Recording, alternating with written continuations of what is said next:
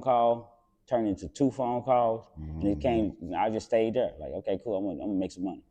So it spread because I was smart about it. I found a person that was big in the school system. You come get a free tattoo. I got you. I defended him like, it's free. You good. You ain't got to pay for it. He think he come in had to pay. Like, damn, for real? Yeah, just bring me some people. So he'll go to his school, tell everybody else, and then that'll bring waves of people from different schools. That's what I was about to say, because when I left Carver, I went to White Station, but I ended up at Sheffield. And I was in Algebra 2 class one day. And it was a whole lot of people talking about you. I'm finna go to Gary. I'm finna go to Gary. This is my 11th grade year. Right. So by then, you telling for sure that I'm finna go to Gary. I'm finna go to Gary. I'm like, man, I know him. And it was people that was coming to school with your tattoos, different little females. I was like, oh, dude, really famous. Like, he really known. So that's why I said, you really one of the most known people for a long time. Like, you've been known forever with your tattoos, because it got out of hand to the point to where led me to the conversation off camera where you was like, shit, you was wanting to give it up, but you said you was doing it too much, and you had wanted to. I don't know really what you said. I know you said you had been doing it so long though. You know what I'm saying, back then. Right. I wasn't like other people. Like I'm like, from being in the tattoo game and having shops and employing artists, you'll find out that everybody don't. It's different types of artists. You got artists that people that love to draw and stuff, and they love to draw. So they'll do a tattoo. They'll do a tattoo. But they'll do a tattoo for $500, but they putting it all into it. It may be a small tattoo. They artists. You got what we call jail, ex-jail, or hustlers. Okay. You know what I'm saying? Or yeah, they like to make a little money to do what they gonna do. Like they make $200 or $300. They want to go out to eat. They want to go to the mall, or they want to go take a girl out on a date, trick off or something. Me, I was a hustler. I was a businessman first. So first it was all money. From the time I wake up to I ain't had no time where I went out and did something. All I probably went and did was shop. You know what I'm saying? And I was right back at it. From the time I woke up, if you calling at 7 o'clock in the morning, give me to about 8:30, 9 o'clock, I'm gonna be at work. And then if you calling at 11 o'clock at night, I have been tatting all day. Come on, you got an hour to be here, So it was a whole day, like back to back to back to back to back. But while doing it though, you actually lose a lot of life. So that means that I missed some graduations, some funerals, some birthdays. You miss a lot of stuff. Oh, it had got to a point where it was like appointments and stuff then. Yes, but when you tatting that much, it takes a lot of your life. So of course you want to give it up and get some of that back. Right. So it wasn't because I didn't like what it was. It was I was doing too much of it. It's a burnout. Okay, I never did understood. Okay, I understand it now. I know you just got burnt out from doing it so much. Okay. Just to go back a little bit, when did you realize though that this was your niche though? I can't never say I realized it was my niche. For real? Nah. I'm an artist all the way around. So when we did music, I wrote a lot of music. I was the brain behind when we was doing music. I just wasn't the person trying to put it out there, letting people know that, oh, this is what I did and stuff. I definitely didn't know that though. We're gonna get into that. I definitely didn't know that you did writing behind the music. I just thought you was the brains. I didn't know you was Otis. When we go back to the music and we listen to songs, it'd be like we go to I wrote that song, wrote that hook. I came up with this idea, and then I'm just going back because we ain't heard it in 20 years, 30 years, and I'm like, damn, I did that. You know what I'm saying? And we be like, yeah, Gary, and they'll tell you though. But I wasn't the person that wanted to be in the forefront. I did everything to push everybody else forward. So, but it was that. If it was doing the clothing, I was into. I'm into designing and creating. So I never thought this was the niche. I just thought I was good at this, as I was a few other things. But this brought the money. So I made sure I just stayed down with this. So this basically was the gateway avenue. Right. And off of your avenue, you expanded it. Right. You know what I'm saying? You just figured out, okay, if I'm good at this, let me turn this into a business and make it work. You know what I'm saying? I don't have to. I don't like if somebody said if you be good to the game will be good to you. Right. I was good to this game. I never exploited it. You know what I'm saying? Overexploited it. I never did bad business with anybody. when it was time to work, I worked. I didn't really take a lot of time off. So because I was good to it, it's been good to me. You know what I'm saying? Gotcha. So how did the music bug come about? Was you always into music? How did that come about?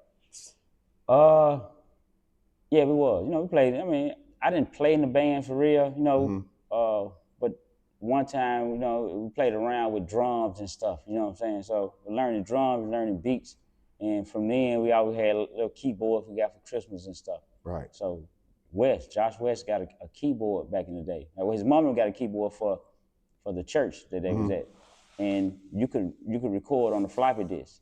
You can make a beat. So we go up there, get to messing with it, and this is probably, man, I'm still in school at the time. You know what I'm saying? So this is probably in 11th grade, 10th or 11th grade. So we just went up there making track. I mean, you know, doing stuff on it, making beats and stuff, trying to make what 3 6 was doing. You know what I'm saying? Okay. The scary beats, and Okay. that led to us learning other stuff on it. You know. So when it came about, I mean, it started in the house, but you actually took it to the next level as far as starting the label. How did that come about? Like starting Jag Records and. Well, really, we was in Oklahoma. I stayed in Oklahoma like for summers and stuff. Okay. Because my cousin Warren stayed up there, and his brother name is like James Adams Gilkey. He like Jag Records. His name like the name. And while we was there, I'm like, that's our initials. I'm talking, you know, Warren like, you know, Gary Anthony, you know, which is trail name, Anthony, right. and you know, well, Warren, Anthony, and Gary. You know what I'm saying? I'm like, that's our initials too. So we got back to Memphis and started doing music. Since we already had Jag Records, well, we saw it from then, we just kept it. And my partner, Jason had got a call. Well, my partner, Watario, you know, he called me like, hey, my brother got some equipment for sale. And I'm like, for real, how much? Like, he want like $1,300 for it. I'm like, well, tell him to bring it by, we'll check it out.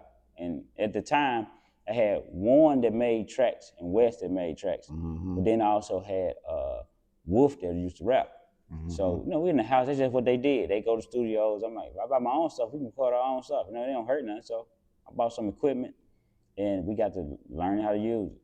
And it was just us doing something in the house first. And it, you know, from then, I was always been, like I said, the brain. So I learned the business. I learned how to, you know, how to get the LLC for it. You know, how to use BMI, and at that time ASCAP to, you know, to copyright music and stuff. How did that hit single come about, man? Cause that song was in heavy rotation back in the day, though. I ain't gonna lie. Tell me to fuck my car. Fuck my car, yeah. How did that come about? I was trying to write a song where I can say that a girl want to mess with you only for what you got, but at the most what word would I use? The most vulgar way. You know what I'm saying? The most simplistic, vulgar way. Like, you know what I'm talking about, but in a metaphor. You know what I'm saying? Like saying that she want to fuck your, you know, car, your jewelry. She don't want you. She want everything you got on. And I wanted to say that at the time. And I came home. We was big on from the Rooter to the Tutor from Field Mod. They were like our favorite group. So they had a song on there called My Shawty. So I'm listening to Wes playing the chords to it. You know, he playing the bass line to it. And I was, as I came up, had already kind of wrote part of the hook. And I'm walking through the house, he playing it, I just said along with that. And I'm like, oh, that works. And I go to him and I'm like, hey, follow my lead on the vocals for the strings, and then, you know what I'm saying, but use that bass line. So, like I said, we was real producers. I heard, yeah. Right. So we'll go in and say, okay, follow my lead for this. So after he play this, so I'm saying, okay, cool. Now listen, all right, use that bass line, but don't use the same one. You got to change it up. You can't use that same bass line to it. You know what I'm saying? Do something closer to the tone that we was doing. You can shorten it, you know, take out certain keys and stuff. He did that. I'm like, this the hook I got. So I wrote the hook down, told Wolf, and I'm like, write to this. And I went to the mall, came back. He had finished the last part of the hook, which was like the last bar, and he had a verse. I like, nah, I don't like this verse. Right. I'm like, you got to make it so personalized to you. You know what I'm talking about? You know what I'm saying? You got to start with something like, you know, we just went to the mall, just got our income tax. Make it make it relatable to people who listen. You know what I'm saying? Mm-hmm. And he started off like that, but the rest of the verses and stuff was all him. Gotcha. So when that song started making traction in the city, how did y'all feel about it? It was good, but nobody liked the song. I mean, nobody in our group liked that song. For real? It was mixed wrong. So I knew the potential it had, but it was mixed so wrong that when you play it, everybody got mad. Wolf got mad, Wes, Warren. but I'm telling them it ain't mixed right. So one night, me and Wes sat down and remixed, and I think it was Warren, and remixed the song right. You know? Right. We had to record certain parts over again, but remixed it where it sounded right, and it became cool. So we put it on a CD with 4 songs. I don't know if you remember when Memphis was all about crunk music. Yeah. And it was crunk they changed Hot 107 to Crunk 107. Yeah. So everybody was into this crunk, high pace, high energy based music. Mm-hmm. And we did that. We had 3 songs that was all that. And the last song, I said, let's switch it up and put this song, which had a slower pace to it. Mm-hmm. We put that song on there and we passed it out to everybody. We're like, hey, and I put our numbers on there and say, text us, call us, let us know which one of these songs you like the most. You know what I'm talking about? And tell us what you do like about it, what you don't like about it. And everybody was like, I like this song. I like this song.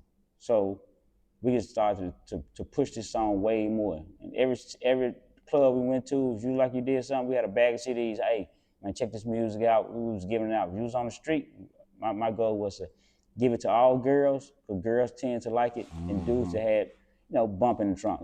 Back then, they had some, like back then they had some Wayne, give it to that dude. You got, hey, play this, put it on number 4. You get to the girl, go to number 4 and listen to this song. And the response was so positive. We think we got something here, and it took off way better than we did. I mean, than we anticipated to do. Thanks. So what went wrong with the just like far as being a CEO and the music? Are you still into the music or what? Not business wise. Not business wise. Okay then. Was this something you'll get into again? The music game is not from my point, no. Right. Because it don't rely on me. Back then, you know what I'm saying, we could have took off, but it's up to the artist, you know what I'm saying? So if you behind an artist or pushing an artist, it's hard because you got to get them to do what they supposed to do. Facts. You can't be around them 24/7. Right. Exactly. You can't, you can't do the work for them. You know what I'm saying? Like I always say, back then I would pick talent over hustle, or over, you know what I'm saying, having the ambition. Now I'm putting ambition and the hustle part over the talent. That's what I remember. When I started rapping, bro, it was based off of talent. Right. Like for real. Just, are you talented? I remember I came through your studio. We actually dropped a Stack Squad Young Mob song in your studio. For real? Yeah. You was up there tattooing at the time. This one, Courtney was in there working his joint. Courtney. Eason. Sue. Wore the glasses. Sue. Yeah. You mean Curtis? Curtis, that's what I mean. Sue, Curtis. Yeah. Curtis. That's Curtis what Curtis. Sue. Yeah. That's what he was in there though. I fooled with Curtis though. Yep. So all right, that's tattooing. You tried your hand in the rapping, or as far as from a label and behind the scenes. When did you decide that you want to take it to the next level and open up a shop? With tattooing? Yeah. I won't lie. I used to come to this. It was a shop in this same shopping center that had. I mean, they used to sell supplies. Right. Back then, I've been ordering stuff since probably 1999. Mm-hmm. You know what I'm saying? Offline. You place the order, pick what you want. Back then it was a book, but you pick what you want, call in, they ship it to you. But when we found out that sometimes we get a little lazy on our ordering and stuff. And that was before we were actually really using. I was using money order. I wasn't even using credit card. But we had a place locally in like 2014 that they had, had supplies. Okay. You know what I'm saying? It was over here. So I come over here one day and I see, some artists in there working, and I check out the artist's work. Mm-hmm. And I'm like, okay, you know what I'm saying? Like, I ain't check out their work, but I'm talking to them. Dude, like, yeah, I'm a master artist. I run the shop, and the other dude like, yeah, I'm an artist too. I'm on here working. I'm like, okay, cool. I'm like, let me check your work out then. Right. And at that time, I always thought you had to be the best artist to work in the shop. Like I didn't know that you had shitty shops. You know what I'm saying? Like I didn't think that was a thing. Right. I was in the house and I was like, my work ain't good enough to be at the shop, so I'm gonna Right. stick to where I'm at. I make this money over here. I ain't gonna get it nobody way. But when I went in the shop and saw that these artists that was running the shop, work wasn't there. Like Especially the guy said he was a master artist. Right. I'm talking about that was. I'm like, I'm way better than this. Yeah. You know what I'm saying? I'm like, man. And from that day, I'm opening up me a shop. Called my partner. The next day, we was talking about just going in business together, and we went and looked at building. You know what I'm saying? We set it up, drove around, looked at spaces, found stuff, looked online, and we looked at building. And from then, I'm like, from 2014, I'm like, you know what? No, I think that was like 14. I'm like, that's my goal. So I just started looking at buildings all over Memphis. Okay. All right. So I'm glad you said 14 because you just timestamped something for me. I was in prison, and this is going to the next one, right? I was in prison, and this was like 2016, 2017. I was on my way home, and I was seeing that you was getting into like more of your artistry, like you was posting pictures and like you was getting into the designing, like, Right. like when did you step into that bag? I did all that back when I was doing the music. I used to make our covers. Oh. So when I was making our covers, I wanted to make a T-shirt for us, because you don't even know that we got signed in. No, I didn't know that. We got signed to a major independent. It was a subsidiary of Universal Records. Truthfully, we were supposed to be the next group behind Gotti at that time to make it, because we was the only people that was on the road while he was doing his thing. Before he blew up, we was everywhere he was at, either the same time or the week after that, like doing what we was doing. Damn. So what blew it with the music is people just all type of other shit. Really, we had these people trying to sign us. Well, they were trying to buy a song from us. They were trying to buy Fuck My Car for us to give to Lil Chat. And we like, this is a dude song. I don't work with a girl. You know what I'm saying? Like, y'all talking about buying it for a dude for the right price, we would probably sold it. But we're like, it don't work for her. Right. It's a girl, not, you know what I'm saying? Chat, I love Chat. Chat, I've been knowing Chat for a long time. And it just didn't work. We're like, nah, it ain't gonna work for a woman. Mm-hmm. And that guy was looking to sign somebody at the time. Gotcha.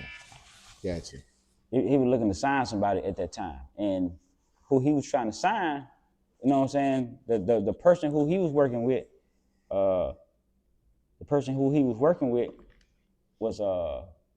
was Winnie Day. Okay. I don't know if you know Winnie Day. I don't know Winnie Day. For real? She's the woman who did she's the woman who did Master P Deal. Oh, okay, I do. Right. She did Master P Deal and she did Birdman Deal. I didn't know you were talking about. She moved to Memphis in 2000s. Okay. Early 2000s. We met her at a DJ pool. We played the Fuck My Car. She went crazy, loved it, said, hey, I'm working with y'all. I'm not charging.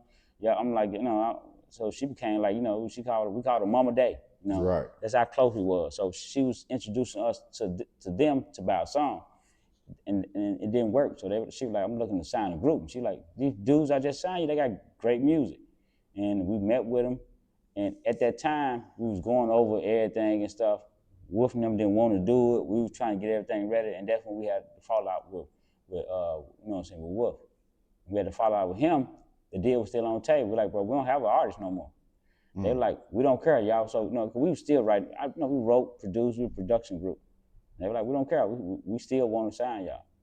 And we're like, well, one of us going to have to rap. So that's when we made Warren the rapper. Mm. We started to work with him to write more, to understand how to be an artist, a better artist. And that was the goal. I got you. So, okay, like I said, 2016, 2017, I'm on my way home. I see you designing more and you finna bring it to your shop. What made you start it? Lifestyle, basically. From like a tattoo shop to what would you? This is apparel and what would you call it? It's a lifestyle culture shop. I mean, because we got art, we got We have events going on. We have the tattoo part. We have the clothing, designing, Exactly. creative space for other people who want to come in and and learn the process. We have workshops that help people learn. I mean what I do too. Damn, for real? Yeah, I had one at the other shop where I had like 30 kids participate in it where we, what I'm saying, that was 18 and under, taught them how to start their own clothing brand, and everybody left with at least one article of clothing with their ideal of design on. You know what I'm saying? It's just helping the next coach to say, hey, you may have some skills that you already have that you can learn by, and we're gonna teach you. You can make some money off of it. You know what I'm saying? You can take something that you love to do, if it's dressing, making the shirt, you know what I'm saying, designing, putting clothes on other people so they can look good, which is styling. You can do, or taking pictures, or whatever. You can learn something that can make you. Learn something from the skills you already have and the stuff you like to do that can make you some money. What got you so? What got you more so into the clothes design? Cause like your shit really coming together, and it's like it's really competing with with some of the big urban fashion designers. What made you just get serious with it to the point to where your shit looking how it looking though? I've been designing for a minute, but in 2013 or 12, I think 13, I sold. I came up with a design for some Jordans. You know what I'm saying? Just playing around. It was some fun stuff, and one of my friends from because I used to help the clothing stores in Memphis, some of them pick out what they was gonna sell. For next, because I'm always been into streetwear, like since 2004. I would get up every day reading blogs and stuff. Okay. So I used to go in there and say, yeah, y'all selling this ain't gonna work. The next stuff for me to be on is these brands. They'll get them, sell them, but because we was in Memphis at that time, we was only wearing Levi's, Adidas, Jordans, you know what I'm saying, stuff like that. So Polo. We wasn't into the streetwear at the time. Right. But I was into it because I read a lot of magazines. And I was just, vlogs, and I was on the internet. That was my life. Like, that was my life more than tattoos. I tatted all day, but at night I got online and read about all the new brands, the Japanese brands, the American brands. That's just what I did every day. And I used to help them. And I made a shirt. I showed them. I went up there and showed my partner Abraham and Junior that used to run a few of the Village Mart. They liked it. They told their cousin T at Superior. It was like 2013. Like they wanted some shirts. So I sold them some shirts.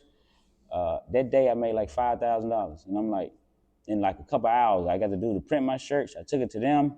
They bought it, gave me my money. And when I was there, like, I could have sold these myself and made $10,000. Right. Like, I sold them for wholesale price, and I could have just sold it for what I sell it for and made my $10,000. Right. Because they made their $10,000 off of it. And the next day they asked for 50 more shirts. I'm like, I can't produce them in no day. You know what I'm saying? So, so what I did was, from then I was like, I'm finna go with it. And I did it. Started to sell them online. They started to make a lot of money. And as that, I went and got me on. I got a warehouse. I had a whole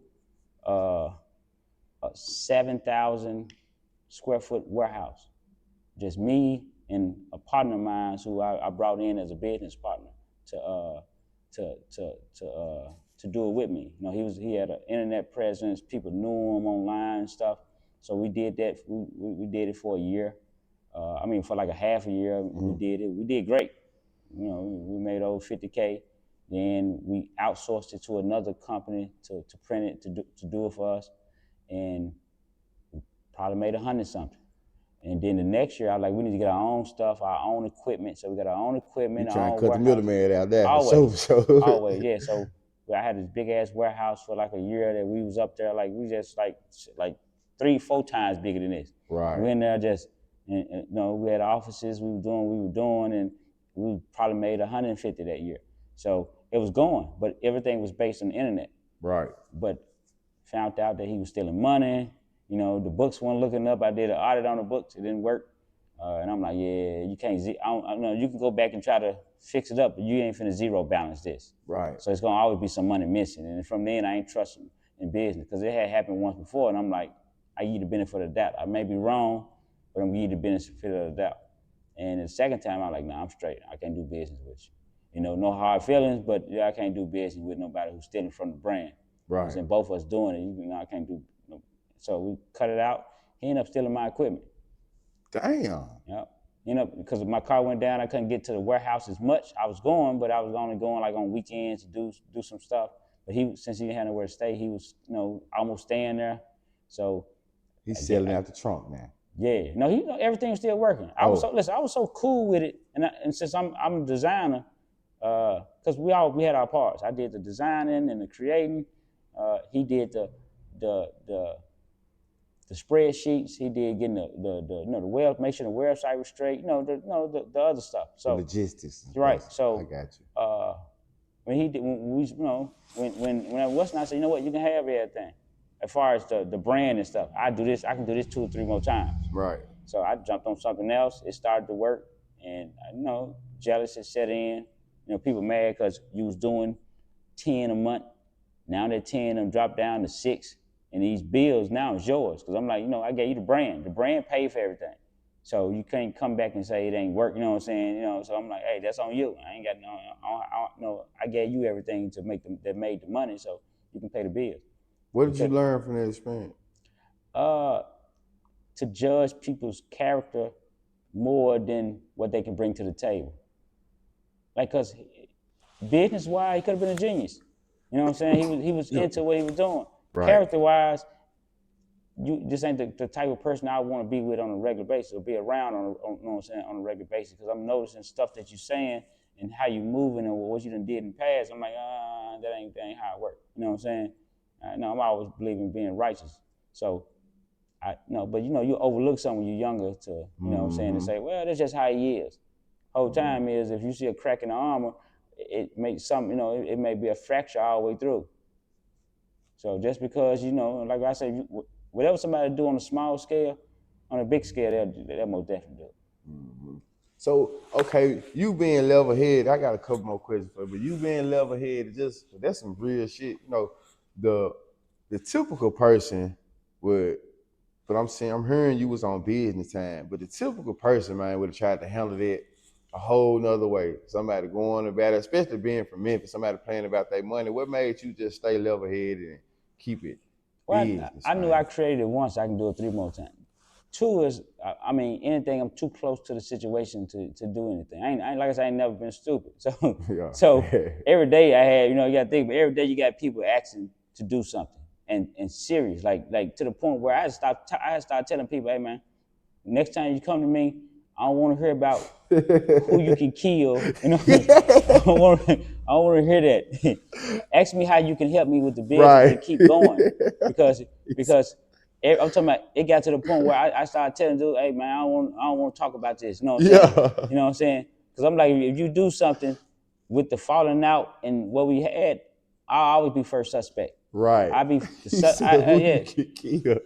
every day. You know what I'm saying? Like when you've been a good person to people and they know that this person got a good heart, some people tell you no problem. I'll lay my life on the line for you. And a bunch of people, used to say that, and I'd be like, no, but they know I wasn't on that type of tip. But if I thought any other way, it could have happened same day, next day. You know what I'm saying? Same week. But I was like, nah. If something happened, I'm gonna be the first person anybody look at.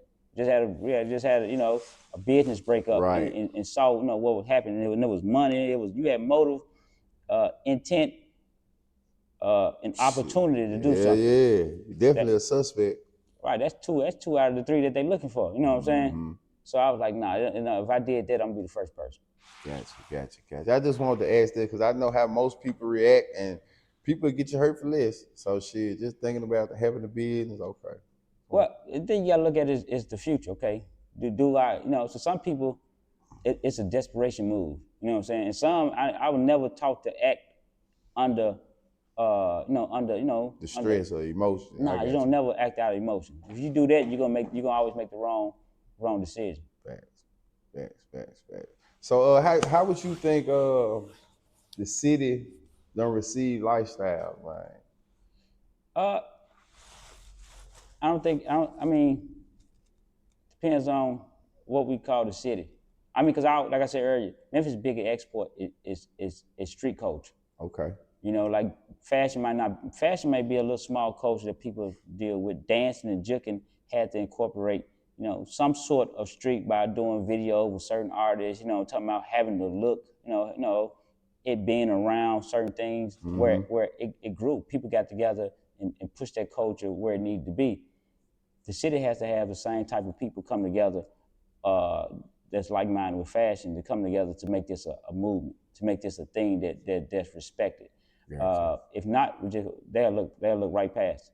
Because this ain't the first iteration of what this could have been. Like I said, I was doing this way back then, and it could have jumped off. We had a stronger movement in 2012, between 2008 and I say 12 or 11. Yeah, we had a stronger movement then. We had more brands sticking together, trying to do it. It's just that once everything didn't work out because the city didn't receive, local brands the same way they receive brands. Did they receive or support? Support. Okay. Support. To me, it's the same thing. It's the same thing, but you know what I'm saying. I you know what I'm saying. But I know you try to keep it P. I get it. Yeah. But they didn't. So it could have worked, but it just didn't at the time. And now it can work, but a lot of us people who do this have to understand that we're on the same side, not competition. We can be competition. Friendly competition. We ain't opposition. That's the difference. Like Jordan and Pimpin was competition in every practice, but they were never on the opposite team. They competed, got better, others got better, blocked each other ball, played defense, which made each other better. Iron sharpening iron. Right. So when they're around, the brands, like I already asked about 5 or 6 brands to come in. Like you come in, you can use it as space, you can use it whatever you want to do with it, however you want to do with it. I ask people who do podcasts, hey, I got this space, talking about it's too big for just me. But if you want to come in, it's a creative space. You can use it. If you got an event you want to do, let's put it together. So let's see how we can help you make whatever you work. Because I understand that, if everybody do a little, then nobody got to do a lot. Why you think we lacking that camaraderie? You go back to what we said back, you know what I'm saying, the bad of Memphis is the mind state. Everybody want to be number one.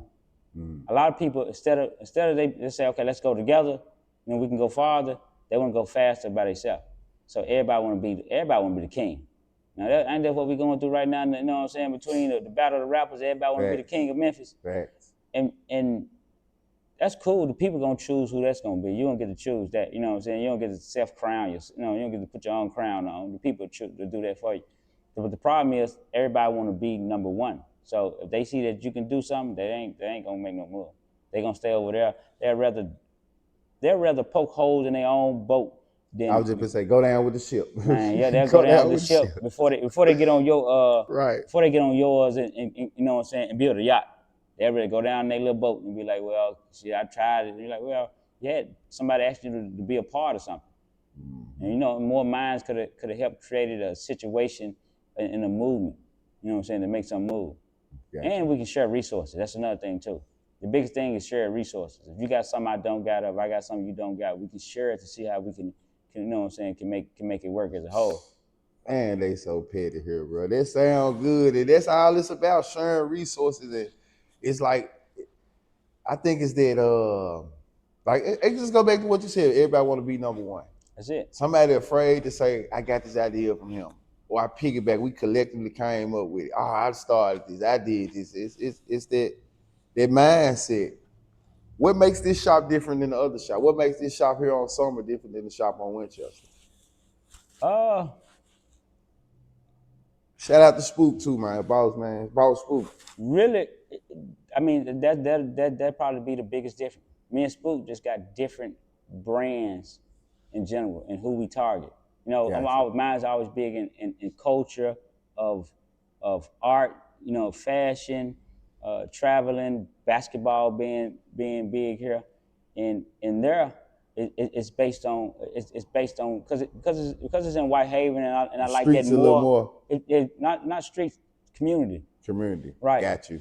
Because Spook, even though he support the street, you know what I'm saying, and stuff, he support community bigger than streets. When he come outside, everybody know him. The African next door speak to him. Right. They embrace all day. The people, Mente is smooth living, come over, kick it, chill. Now you don't see people like MJG, coming by and Freeway come in. That's community. Over here, this is a different community. So this ain't our community as far as black people and stuff. So Here is more about more the culture and expanding from over there. But that's community. That's like where the heart at. You know what I'm saying? With Whitehaven being probably the biggest place that has the most black business owners. You know what I'm saying over there. That's where our heart is at. Got you, man. So, what's your message to the city, though, man? From a lifestyle point of view, what could the city do more to come together first before you give your message to the city? Well, we're starting to do a part of. One thing I've been saying for years is having local pride. Like at one point, I'm gonna be for real, man. If you go to Chicago, LA, New York, and you're around those people from those individual places and say, fuck New York, fuck LA, fuck, whatever, something might happen to you. Something probably will happen to you. Right. Somebody gonna say something. You could be in a room with 100 Memphis people and say, fuck Memphis, and somebody from Memphis or a lot of people from Memphis probably will probably agree with you. You know what I'm saying? You right, bro. Yeah. So the biggest thing in this city is pride first. Pride of breed, you know what I'm saying, us coming together. You know what I'm saying? Because I see it in other cities. Other cities got so much pride for where they at and what they have that it becomes a likeness. If you talk like me, walk like me, you know what I'm saying, dress like me, understand like me, you just, we together. It's just that perspective is all based in street stuff or problems or the wrong mind state. So they all talk, walk, and do together, but they just turn this way, you know what I'm saying, to the left, which is following all, the bullshit, which over here is, if you turn this way, you can see, we got a basketball team that's doing great. Two of them, you know what I'm saying? Memphis and the Grizzlies. I mean, you know what I'm saying? The Tigers and the Grizzlies. We got, football teams that's doing great. We got locals, you know what I'm saying? Celebrities that's been all around the world as far as juking and dancing. We got local artists that's as big as anybody. We have some of the most respected rap figures that, you know what I'm saying, in the rap game, from Player Fly to 8Ball, MJG, you know what I'm saying, the 3-6 Mafia, and everybody that's, you know what I'm saying, that's been a part of all of those, that's respected on a whole nother level. And we got to start pushing that. We got to start pushing just our local pride and you know what I'm saying, support of each other. We actually sitting on a superpower that we don't know. Since Memphis being a majority black city and black people spend way more money than probably any other culture, we support everybody. Like, we support ourselves too. When people say we don't support each other, we do. Right. There ain't no black people, there ain't no white people coming to all these businesses right. making them run. So that's true. Yeah, it ain't gonna show. So we support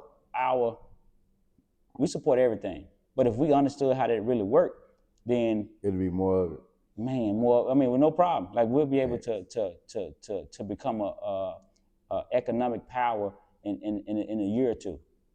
Like, with no problem. We just like, no, we're just gonna support this. We're just gonna pick who we. And the thing is, you ain't got to support everybody. You can pick 10 businesses. You can pick one barbershop, one this, and just support that. And if everybody did that, overnight, you'll start seeing these businesses come up. You'll start seeing 3 or 4 of these. You'll start seeing a person who has a barbershop have a whole bunch of them.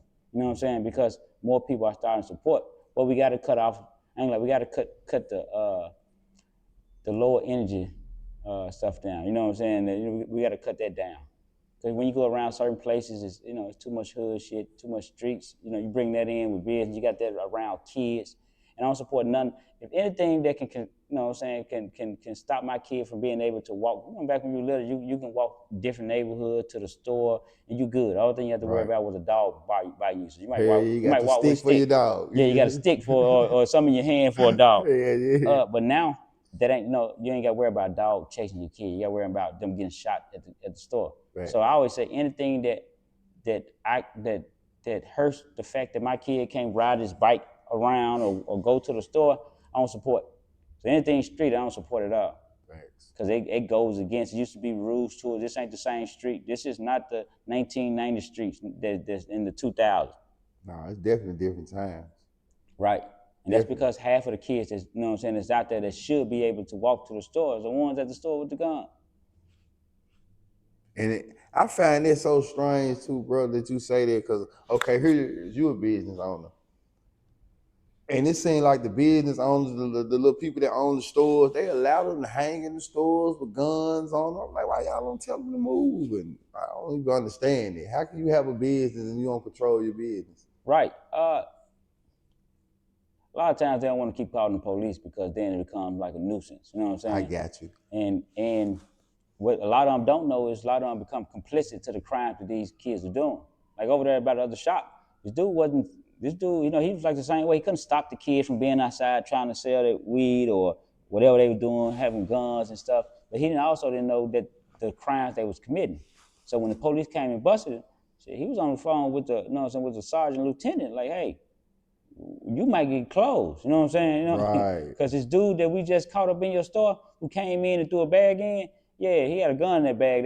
That gun was in a case. So he didn't know that he could have got closed for that. So he come down there showing us like, look what he's saying and what they doing and stuff. I'm like, Yeah. you got to keep those dudes from being on there. You run a business. You know what I'm saying? And I always say, who do you blame nowadays? Do you blame the parents? Do you blame the system, the school? You know what I'm saying? Who do you Right. blame? To me, it always starts at the house. So you got to Facts. blame the parents. You know what I'm saying?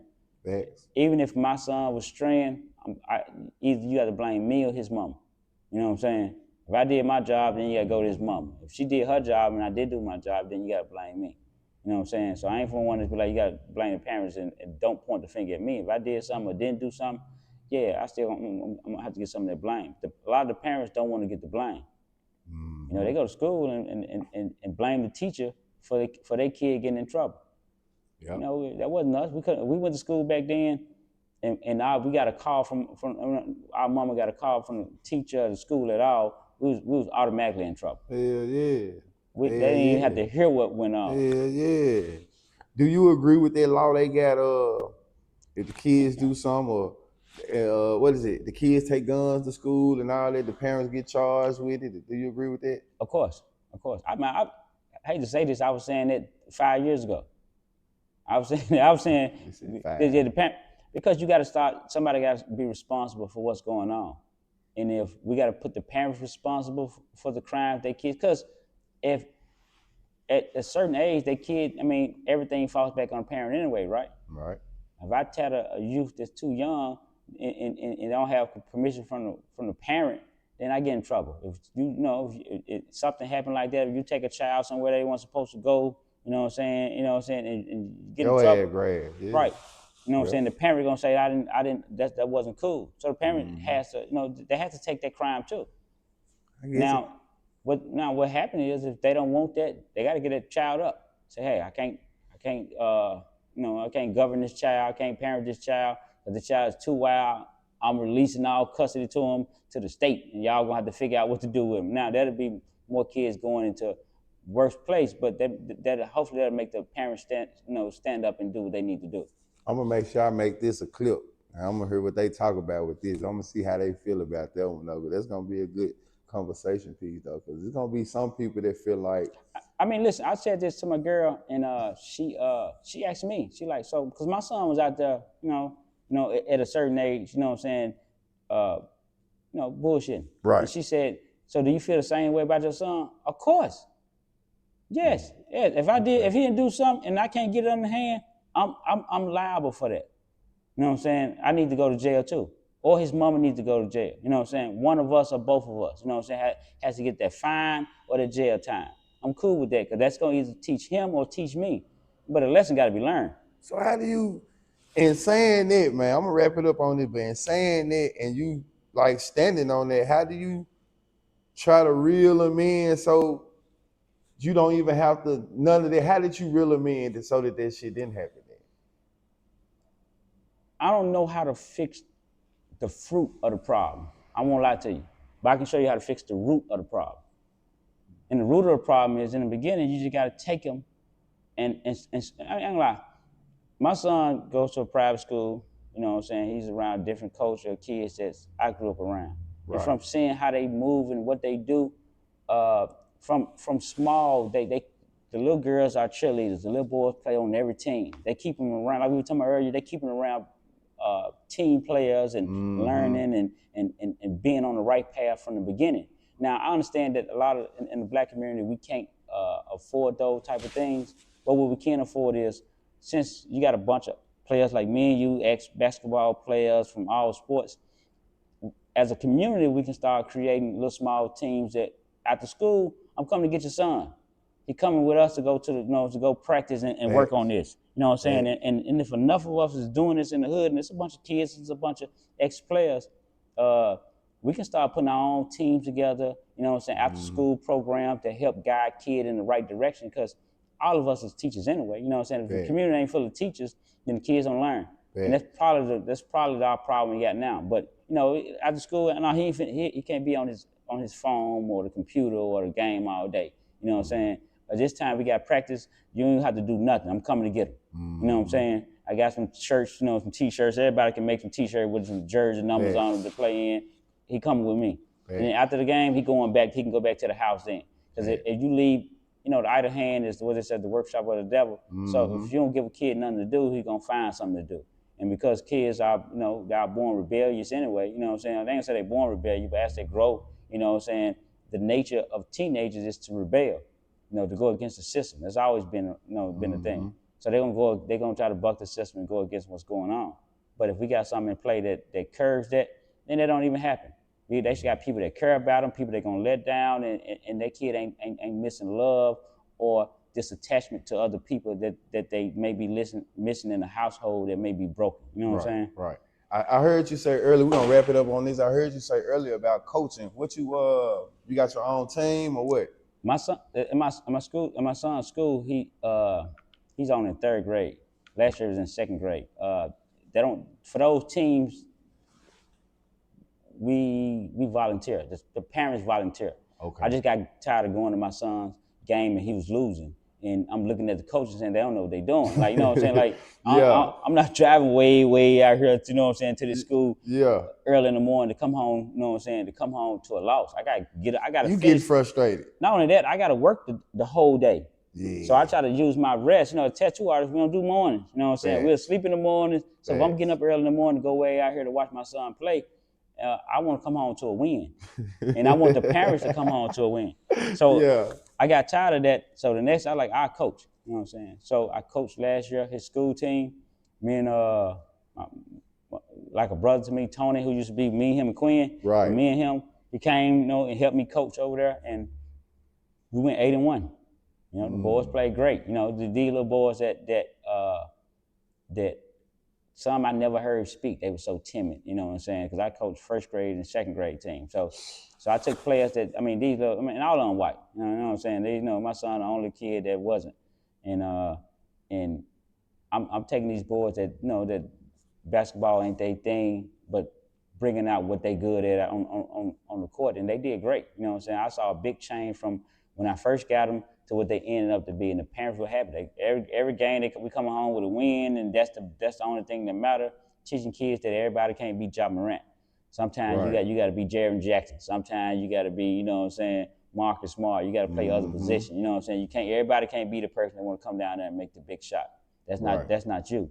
Whatever you're good at, be Ja Morant in that thing. So teaching kids that, teach them teamwork and stuff, we left with a win most of the time, almost all the time, except for our first game. So I loved it based on that part. That's what's up, man. One thing, I'm gonna shout out to Milton Nash too. He's somebody that went to Carver. I don't know if you know Milton. Yeah, Milton just here last month. That's what's up, but brother. He big on coaching with the kids. He been doing it for years, and I know that's his thing, though, man. So shout out to bro. Shout out to Milton, man. He actually asked me to do it. And I just ain't never, I've been bullshit. He asked me to do it a long time, or a few years ago. He done asked me 2 or 3 times, and I just been bullshit. Him, Wilkes, a couple guys done tried to help me out with the coaching, and I just been reluctant to do it. If you ever do it, you'll love it, because you see yourself making a difference, you know what I'm saying, with the kids, you know what I'm saying, and that in general, it happened to you. You had coaches. It's a cycle that has to keep going. You know what I'm saying? And it brought us all up in a certain place. Like you said, you started smoking weed until got in trouble. Right. Basically. But before then, you was focused on what you was focused. It helped kids focus on what they need to focus. Not that they're gonna go. And I was in my 20s. Right. Not that they're gonna go to the NBA or none of that, but it keeps them. It's this thing that keeps them out of the way of of the sharks. You know what I'm saying? You know what I'm Facts. saying? And getting into the deep waters and stuff. And from our neighborhoods and communities, we need that. You know, we need a deterrent that's gonna drive the current into a different place that the kids can get out of this deep water with the shark, and they can just go right around to something else. That's how I am. I mean, where I am now, I was able to go around all of that to where to get to that. But I could have easily slipped through the cracks and went the other way.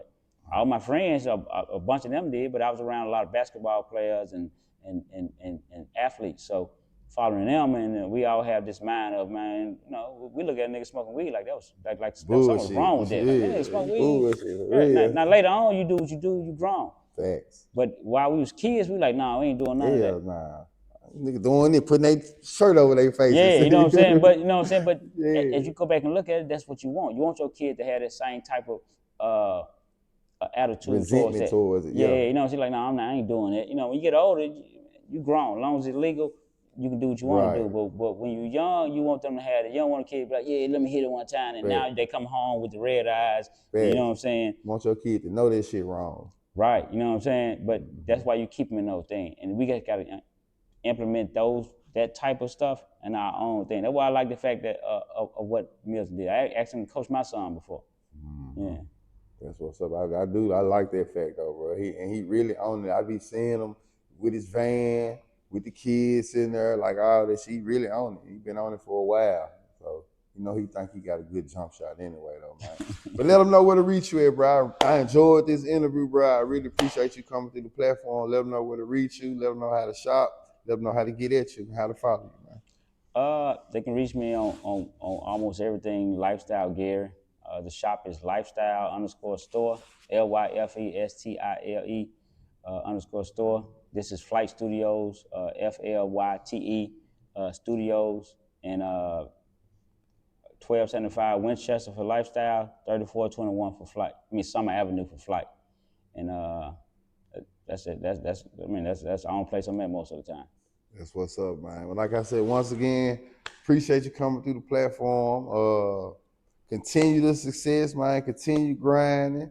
I just thank you, bro. Somebody I've been knowing since my youth, younger than me, ran into you. Like I said, you've been one of them people who just always had something going. So I feel like it was only right. That's like part of it. I do this shit too. Like not only to talk to rappers and artists, like real people with real content, and you just one of them people in the city who always done had something going and just been a real person. So shit, I just wanted to chop it up with you, and I appreciate it, bro. I appreciate that. For sure.